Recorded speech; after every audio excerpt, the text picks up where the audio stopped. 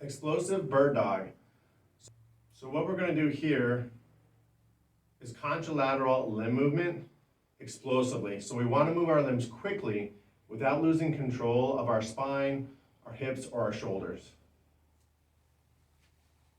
So start off in your typical bird dog pattern here with both your hands wide open and underneath your shoulders, your knees directly underneath your hips.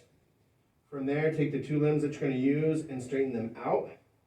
So fully extended elbow and a fully extended knee. From here, exhale, explosively lift your limbs to where your body's straight without losing control of your torso. Come down with control.